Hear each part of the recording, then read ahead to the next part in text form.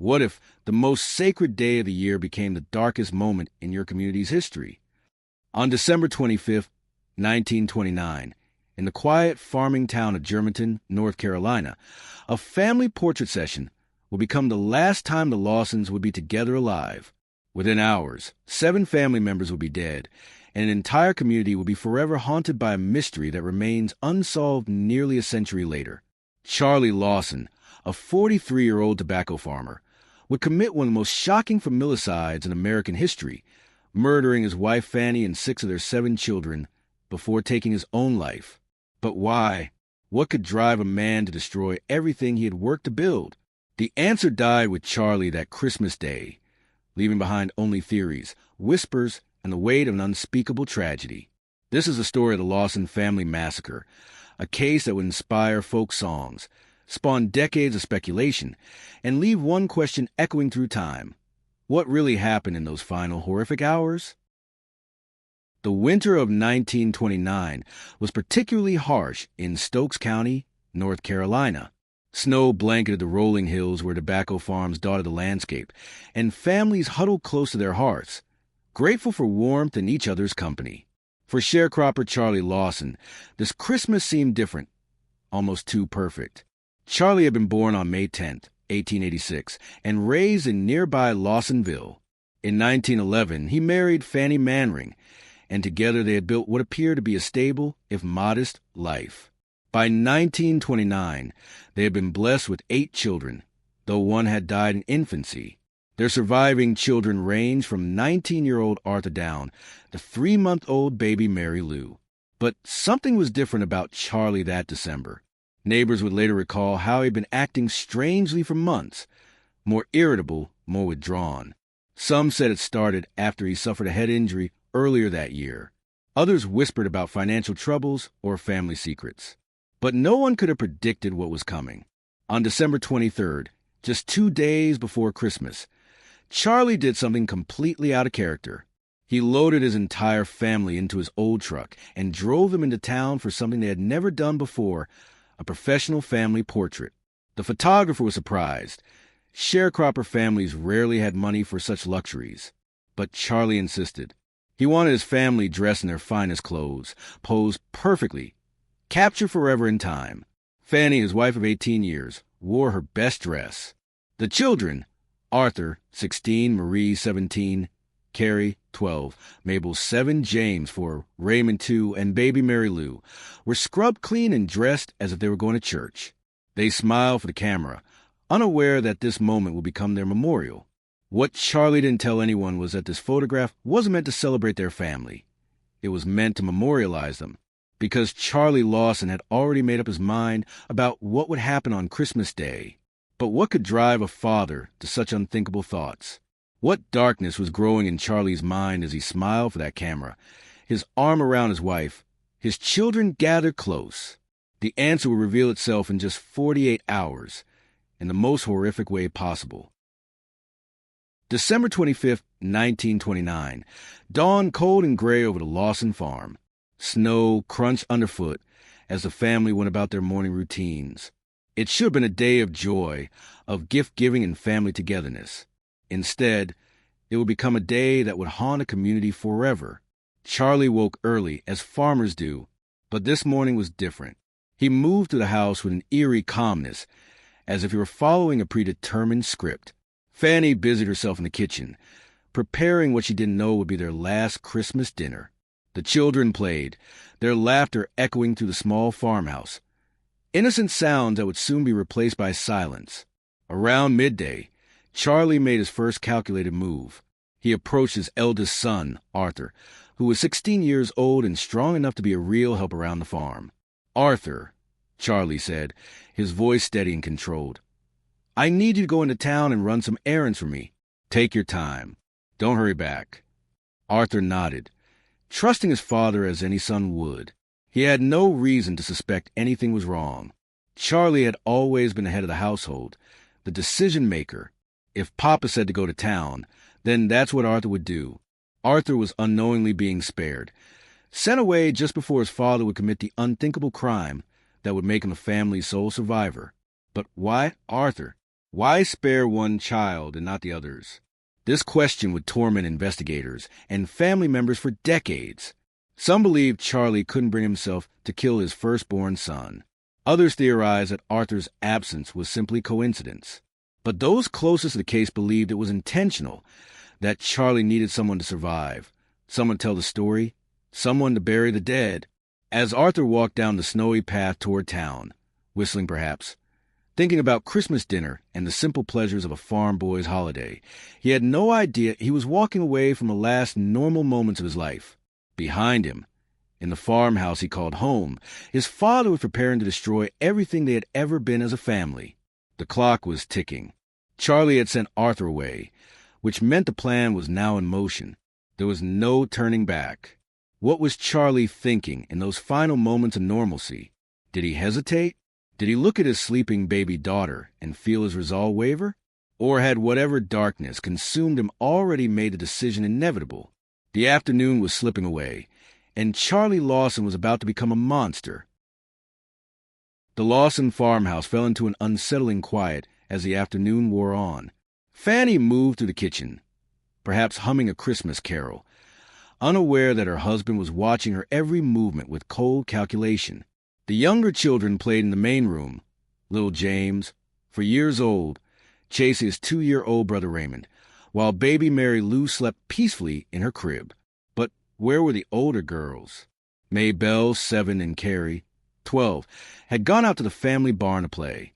It was there in that cold, shadowy space that smelled of hay and livestock that Charlie's nightmare would begin. Charlie knew exactly where to find them. He had spent years working in that barn, knew every board, every corner, every hiding spot his children loved to explore. He walked across the yard with purposeful steps, carrying his shotgun, the same weapon he used to hunt rabbits and protect his chickens from foxes. But today, it would serve a much darker purpose. The barn was dim, lit only by weak winter sunlight filtering through gaps in the wooden walls. Maybelle and Carrie were probably playing house, or maybe pretending to be grown-ups, the way children do. They heard their father's footsteps and turned to greet him with smiles. "Papa," one of them might have called out, expecting to be scolded for playing in the cold, or maybe hoping he'd come to join their game. Instead, they saw the shotgun. Charlie shot both girls, then bludgeoned them to ensure they were dead. The sound of gunshots echoed across the winter landscape, sharp and final. But in rural North Carolina in 1929, the sound of a shotgun wasn't unusual. Hunters were common, and neighbors were far enough away that they might not think twice about hearing shots from the Lawson farm.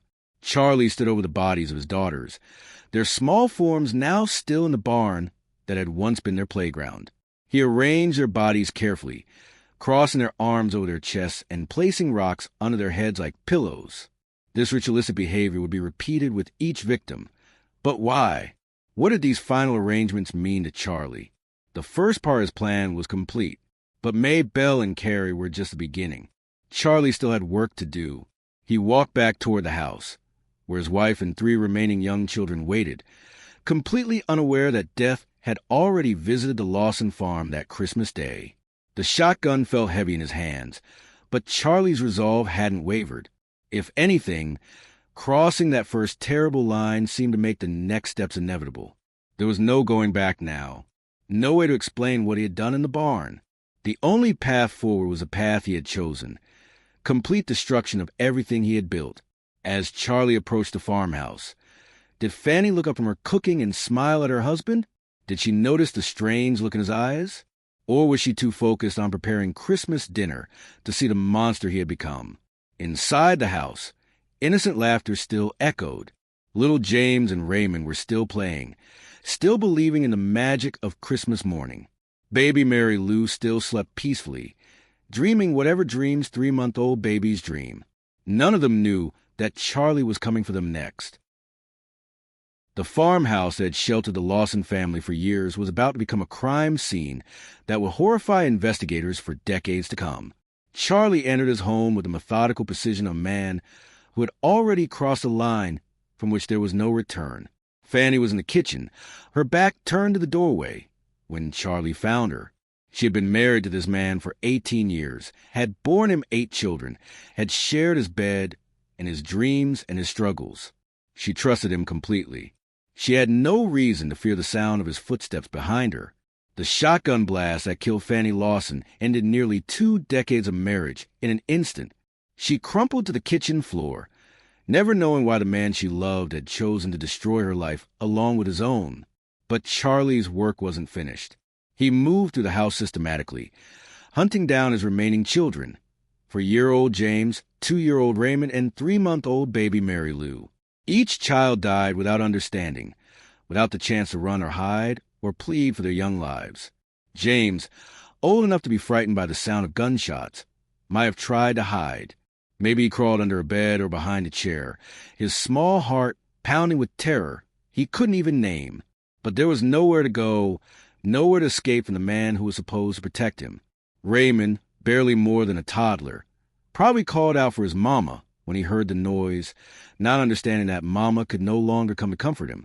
And baby Mary Lou, just 3 months old, sleeping in her crib, never even woke up to see the face of the man who ended her life before it had really begun. With each victim, Charlie performed the same ritual, arranging their bodies with arms crossed over their chests and rocks placed under their heads like pillows. This careful positioning wasn't random. It suggested planning, intention, perhaps even a twisted form of love or regret.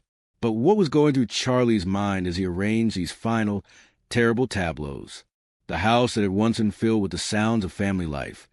Crying babies, children's laughter, Fanny humming as she cooked, was now silent except for Charlie's footsteps moving from room to room, ensuring his dark work was complete. Outside, snow continued to fall on Stokes County. Christmas dinner was cooking on stoves in houses across the region. Families were gathering. Children were playing with new toys, and life was continuing as it always had. But inside the Lawson farmhouse, 7 lives had been snuffed out with the same brutal efficiency Charlie once used to slaughter hogs. But Charlie wasn't done yet. He had one final act performed in this horrible play he had written and directed. He walked outside into the cold winter air, carrying his shotgun, and headed toward the woods behind his property.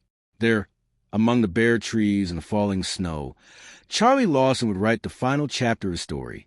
And somewhere in town, Arthur Lawson was still running errands for his father, still believing he had a family to come home to. The woods behind the Lawson farm stretched into gray December afternoon, bare branches reaching toward a colorless sky like skeleton fingers. This was where Charlie Lawson chose to end his story. Not in the house he built, not surrounded by the family he had destroyed, but alone among the winter trees, with only his guilt and his secrets for company. Charlie walked deep into the woods, accompanied only by his 2 little beagle dogs, who followed faithfully behind their master, unaware of the horror he had just committed. Did the dogs sense something wrong? Could they smell the death that clung to Charlie's clothes, the blood that stained his hands? Charlie found a spot among the trees and sat down on a fallen log. The beagles settled beside him, the way they had probably done countless times during hunting trips and quiet moments in the woods. But this time, there would be no coming home. Charlie took his walking stick and positioned the shotgun carefully, turning it toward his own heart. Then, with the same decisive action he had used to destroy his family, Charlie Lawson pulled the trigger one last time. The gunshot echoed through the winter woods and across the snowy fields. Unlike the shots that had killed his family, this one was heard by neighbors. They knew the sound meant something final, something wrong. But they couldn't have imagined the scope of the tragedy that had just concluded on the Lawson farm. When Charlie's body was found, the 2 beagle dogs were lying beside their dead master, faithful to the end. Even in death, Charlie wasn't completely alone, but he had made sure his human family couldn't be there to comfort him, because he had killed them all. The snow continued to fall, covering Charlie's body, covering the farmhouse where 6 members of his family lay dead, covering the barn where his 2 young daughters had breathed their last. Nature was already beginning to hide the evidence of this Christmas Day massacre, but the scars it left would never heal. As afternoon faded into evening, Arthur Lawson was finishing his errands in town, probably thinking about getting home for Christmas dinner. He had no way of knowing that he was now an orphan, that he was now the sole survivor of a family that had been completely destroyed while he was away. What would Arthur find when he returned to the farm? What would go through his mind as he called out for his family and heard only silence in return? How do you process the discovery that everyone you love has been murdered by the one person you trusted most? But before we follow Arthur home to his nightmare, we need to understand what drove Charlie Lawson to commit this unthinkable act. Because in all the horror of what happened on December 25th, 1929, the biggest mystery isn't how Charlie killed his family. It's why. Nearly a century has passed since the Lawson family massacre, but the question that haunts investigators, family members, and true crime enthusiasts remains the same. Why did Charlie Lawson destroy his family? His motive remains a mystery, but the theories that have emerged over the decades paint a picture of a man struggling with demons that ultimately consumed him. The first theory centers around an event that occurred months before the murders, in which Lawson suffered a head injury. It is believed this could have led to a change in his mental state. Head trauma was poorly understood in 1929, and the concept of traumatic brain injury affecting personality and impulse control wasn't part of medical knowledge at the time. Could a simple accident have transformed Charlie from a hard-working father into a cold-blooded killer? Other theories have pointed to incest, poverty, and various forms of mental illness as possible explanations for the slaughter, but each theory raises more questions than it answers. If Charlie was struggling with mental illness, why did he spare Arthur? If financial problems were the trigger, why not just abandon the family rather than kill them? Family annihilation is often motivated by a perceived change of status of the family, whether it's potential financial ruin, a threat of separation or revocation of custody, or the risk of unpleasant personal details being exposed, like accusations of sexual impropriety or domestic abuse. The most disturbing theory involves the possibility of incestuous relationships within the family. Some have whispered that Charlie may have been having an inappropriate relationship with one of his daughters, and that the murders were committed to prevent this secret from being exposed. The fact that he had the entire family photographed just days before the killings has been interpreted by some as evidence that he knew shame was coming and wanted to preserve their image before destroying them. But these are just theories, dark whispers and speculation built on fragments of evidence and decades of gossip. The truth died with Charlie in those winter woods, and all we're left with are the questions that torment us. What we do know is that Charlie's behavior in the months leading up to the murders was erratic. Neighbors recalled that he seemed more irritable, more withdrawn. He had been spending money unusually freely. First on the family portrait, then on Christmas presents for the children he planned to kill. Was this guilt driving him to treat his family better before he destroyed them? Or was it the behavior of a man who knew his time was limited? The ritualistic way Charlie arranged the bodies after killing them suggests planning and forethought. This wasn't a crime of passion or a sudden breakdown. Charlie had thought about this, had planned it, had chosen Christmas Day specifically for his horrible act. But why Christmas? Why choose a day that was supposed to represent love, family, and hope? Perhaps Charlie believed he was saving his family from something worse. Perhaps in his damaged mind, death was preferable to whatever shame or suffering he thought they would endure. Or perhaps the man who killed the Lawsons on Christmas Day was no longer the same person who had loved and provided for them for so many years. We may never know the truth about what drove Charlie Lawson to commit this unthinkable act, but what we do know is that somewhere in town, a 16-year-old boy named Arthur was about to come home to discover that his entire world had been destroyed while he was running errands. The winter sun was setting behind the hills of Stokes County when Arthur Lawson finally finished his errands and began to walk home to his family's farm. He was probably thinking about Christmas dinner, maybe about the presents waiting under the tree, certainly not about the horror that had transpired in his absence. As Arthur approached the farmhouse, the first thing he would have noticed was the silence. No children's voices calling out from the yard, no smoke rising from the chimney, as it should have been if Mama was cooking dinner. The house looked different somehow, too still, too quiet for a family home on Christmas Day. Arthur called out as he approached the front door, "Mama, Papa, I'm home." But his voice echoed back to him unanswered. The silence that greeted him was complete, unnatural, terrifying. He pushed open the front door and stepped inside. The scene that greeted Arthur Lawson would haunt him for the rest of his life. He found the bodies of his family members arranged with their arms crossed and rocks under their heads, a grotesque parody of peaceful sleep that made the horror even more unbearable. His mother, Fanny, lay in the kitchen where she had fallen, surrounded by the preparations for a Christmas dinner that would never be eaten. Little James and Raymond, his baby brothers who had been playing just hours before, were now still and cold. Baby Mary Lou, barely 3 months old, would never take another breath or smile another smile. But where were his sisters? Where were Maybelle and Carrie? Arthur searched the house with growing panic, calling their names, praying they had somehow escaped whatever madness had claimed the rest of his family. Then he remembered the barn. The walk across the yard to the barn must have felt like the longest journey of Arthur's life. With each step, he was probably praying he wouldn't find what he feared most. But when he pushed open the barn door, his worst nightmares were confirmed.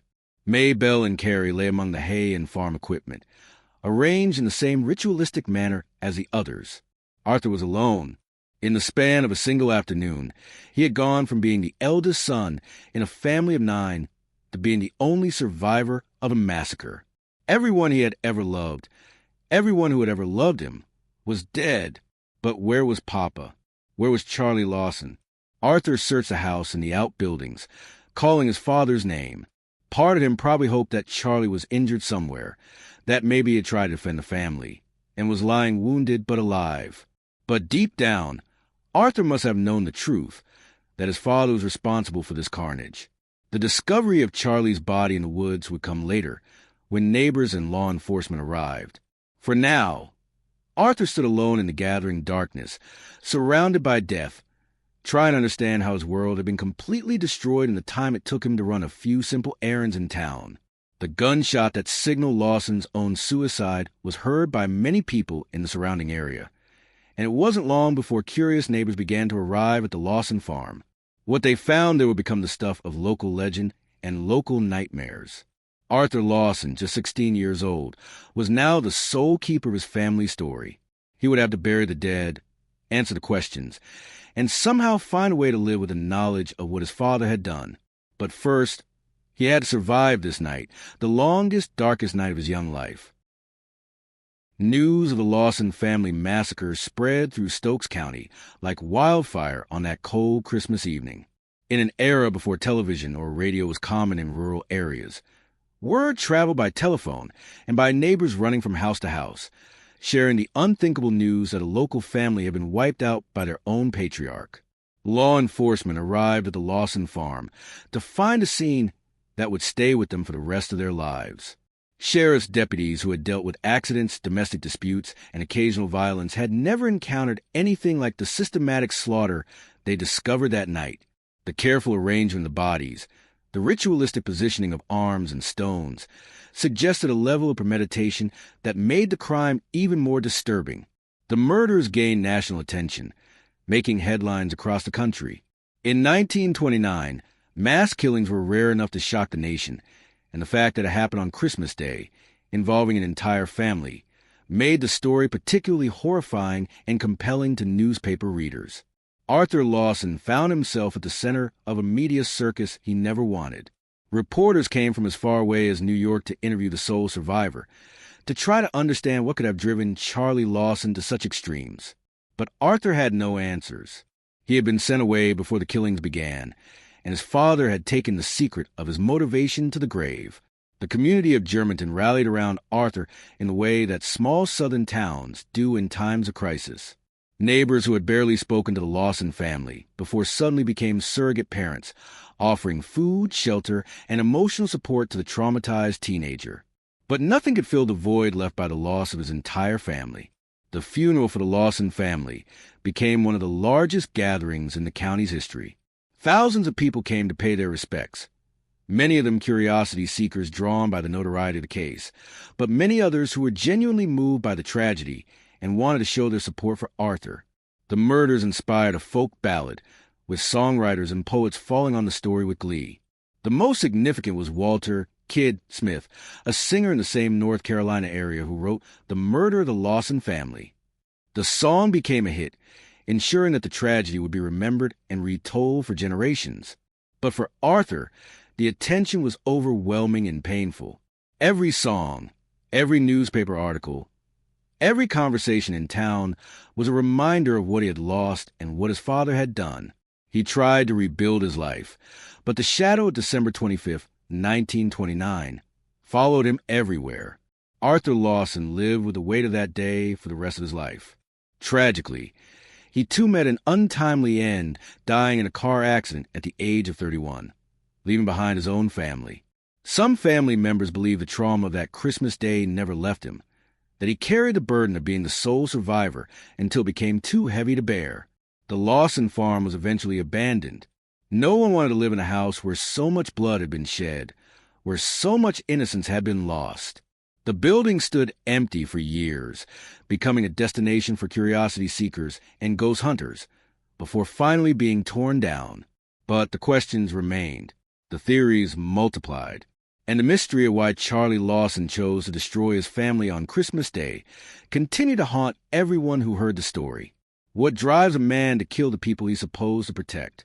What could be so terrible that death seems like the only solution? And why spare one child to witness the aftermath?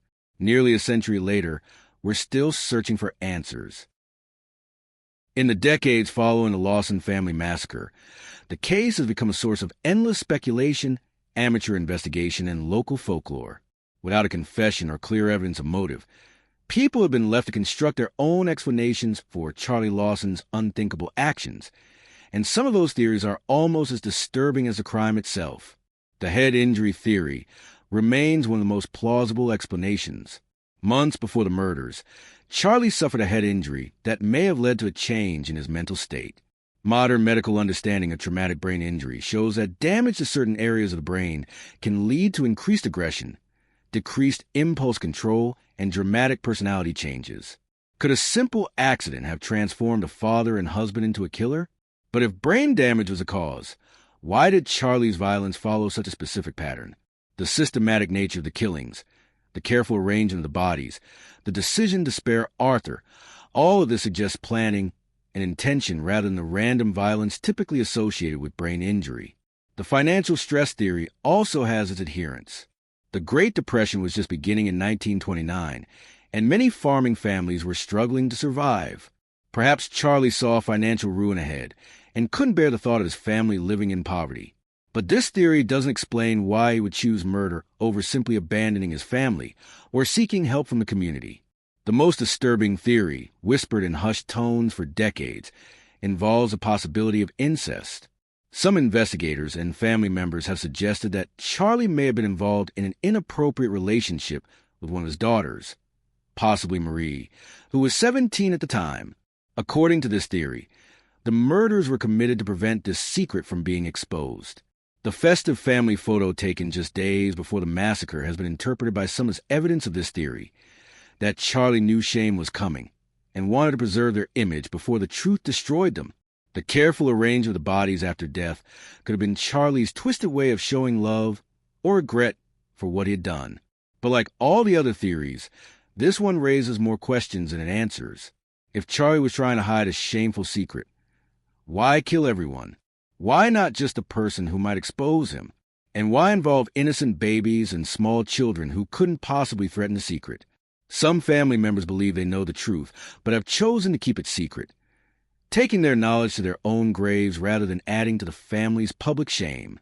Despite more than 90 years of rumors and speculations, some family members say they know what was on the heart and mind of Charlie Lawson, but they aren't talking. The supernatural theories are perhaps the most fascinating, even if they're the least credible. The Lawson farm and surrounding area have long been considered haunted, with numerous reports of ghostly sightings and unexplained phenomena. Some believe that Charlie's victims are still trying to communicate, still seeking justice or understanding for what happened to them. But perhaps the most unsettling theory is the simplest one, that there was no grand motive at all, no secret shame or financial crisis or brain injury that can explain Charlie's actions. Perhaps he simply snapped.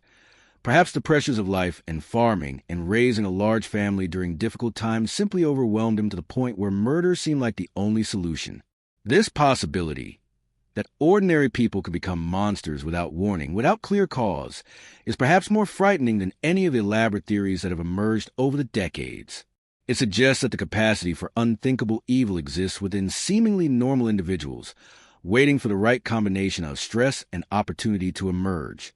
Whatever the truth may be, one fact remains unchanged. On Christmas Day 1929, 8 members of the Lawson family went to sleep forever, and the 9th member woke up to a nightmare that would follow him for the rest of his shortened life.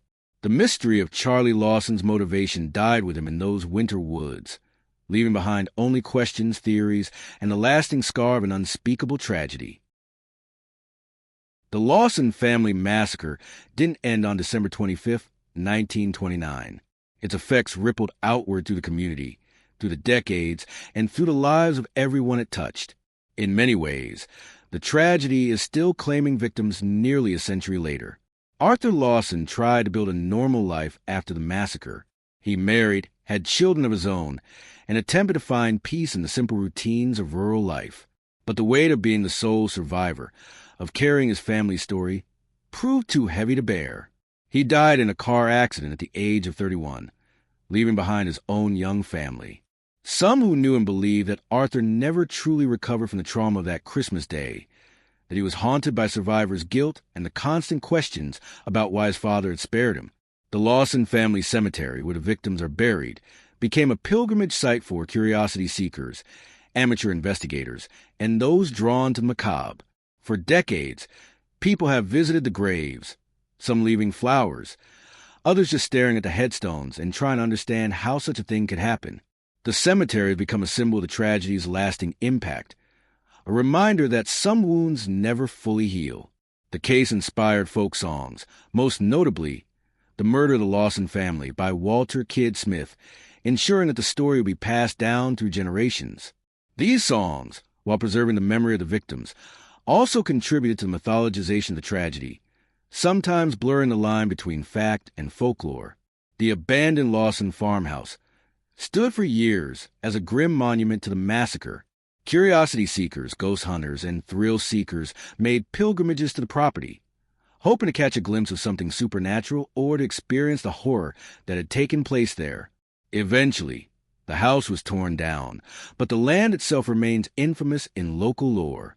Modern criminal profilers and forensic psychologists have studied the Lawson case, using contemporary understanding of family annihilation to try to solve the mystery of Charlie's motivation. Their analyses have added new dimensions to the theories surrounding the case, but they haven't provided definitive answers. If anything, they've highlighted how complex and multifaceted such crimes can be, defying simple explanations or easy solutions. The case has also become a cautionary tale about the dangers of keeping family secrets and the importance of mental health awareness. In 1929, there was little understanding of depression, PTSD, or other mental health conditions that might have contributed to Charlie's actions. Today's mental health resources and support systems might have prevented the tragedy, or they might not have. We'll never know. For the descendants of the Lawson family, the massacre remains a source of pain and curiosity. Some family members have embraced their role as keepers of the story, sharing what they know with researchers and writers. Others prefer to let sleeping dogs lie, believing that some mysteries are better left unsolved. The media attention surrounding the case has never completely died down. Books, documentaries, and true crime podcasts continue to examine the Lawson family massacre, each new generation of investigators hoping to find a clue that will finally explain Charlie's actions. But with each passing year, the trail grows colder, the witnesses pass away, and the truth seems more elusive than ever. Perhaps that's the most enduring legacy of the Lawson family massacre. Not the horror of what happened, but the mystery of why it happened. In our search for answers, we create a mythology around Charlie Lawson that may be more fiction than fact. We've turned a family tragedy into a puzzle to be solved, sometimes losing sight of the real victims in our quest for understanding. Fannie Lawson was 37 years old when she died, still young enough to have decades of life ahead of her. Marie was 17, just on the cusp of adulthood, with dreams and aspirations we'll never know. Carrie was 12, Maybelle was 7, James was 4, Raymond was 2, and baby Mary Lou was just 3 months old, all of them robbed of the chance to grow up, to fall in love, to have families of their own. These weren't just characters in a true crime story. They were real people with real lives, real hopes, and real futures that were cut short by the actions of one man on one horrible day. And somewhere in town, 16-year-old Arthur was just trying to help his father with some errands, never knowing that this simple act of obedience would make him the sole survivor of one of America's most notorious family annihilations. The questions that have haunted us for nearly a century. Why did Charlie do it? What was his motive? Could it have been prevented? May never be answered. And perhaps that's as it should be. Perhaps some human actions are so far beyond our understanding that seeking explanations is futile. What we can understand, what we must remember, is the human cost of that Christmas Day in 1929. 7 innocent people lost their lives, and an entire community lost its innocence. In our fascination with the mystery, we must never forget the tragedy. As we reach the end of this dark chapter in American criminal history, we're left with more questions than answers. The Lawson family massacre of 1929 remains one of the most puzzling and disturbing cases of family annihilation in our nation's history, a mystery that has resisted solution for nearly a century. What drove Charlie Lawson to commit this unthinkable act? Was it brain damage from his head injury? Financial desperation as the Great Depression loomed? A shameful family secret that he couldn't bear to have exposed? Mental illness that went unrecognized and untreated? Or was it something else entirely? Something so personal and specific to Charlie's internal struggles that we could never hope to understand it from the outside? The ritualistic arrangement of the bodies suggests that Charlie's actions weren't random or impulsive. The decision to spare Arthur indicates planning and forethought. The family photograph taken just days before the murder seems almost prophetic, as if Charlie knew this would be their last portrait together. All of these elements point to a man who had made a deliberate choice to destroy his family. But they don't tell us why he made that choice. Perhaps the most haunting aspect of this case is how normal the Lawson family appear to be. They were hard-working farmers, tried to make a living during difficult times. They had their struggles, like any family, but nothing that obviously predicted the horror that was to come. If Charlie Lawson could snap and murder his entire family, what does that say about the capacity for evil that might lurk within any of us? The case has become a mirror in which we see our own fears and anxieties reflected. In Charlie Lawson, we see the potential for the familiar to become monstrous, for the protector to become the destroyer, for love to transform into something unspeakably dark. We study this case not just to understand what happened to the Lawsons, but to understand what might be possible in our own lives, our own families. Yet for all our analysis and speculation, Charlie Lawson took his secret with him to the grave. The gun that killed his family also silenced the only person who could have provided answers to our questions. We're left to piece together fragments of evidence and testimony, building theories that satisfy our need for explanation but may have little connection to the truth. In the end, perhaps the real lesson of the Lawson family massacre isn't about understanding Charlie's motivation, but about remembering his victims. Fannie, Marie, Carrie, Maybelle, James, Raymond, and baby Mary Lou, they deserve better than the end they received. They deserve to live their lives, to experience joy and love, and all the possibilities that the future might have held. Arthur Lawson carried the burden of their memory for 31 years, until his own tragic death. Now it falls to us, to researchers, writers, and anyone who hears this story, to ensure that the Lawson family is remembered not just as victims of an inexplicable crime, but as real people who lived and laughed and loved before their lives were cut tragically short. The mystery of December 25th, 1929, may never be solved, but the memory of those who died that day and the responsibility to honor their lives continues. In telling their story, we ensure that they are not forgotten, that their tragedy serves as a reminder of both the fragility of life and the importance of cherishing the time we have with those we love. The snow that covered Stokes County on that Christmas day has long since melted, but the questions it buried remain frozen in time, waiting for answers that may never come. And perhaps, in the end, that's exactly as Charlie Lawson intended it to be. If this story has left you breathless, if you found yourself gripping the edge of your seat as we unravel the dark mystery of the Lawson family massacre, then you understand the power of true crime to both horrify and fascinate us. These aren't just stories from the past. They're windows into the darkest corners of human nature. Reminders that evil can lurk behind the most ordinary facades. The questions that haunted investigators in 1929 continue to haunt us today. What could drive a father to destroy his entire family? What secrets died with Charlie Lawson in those winter woods?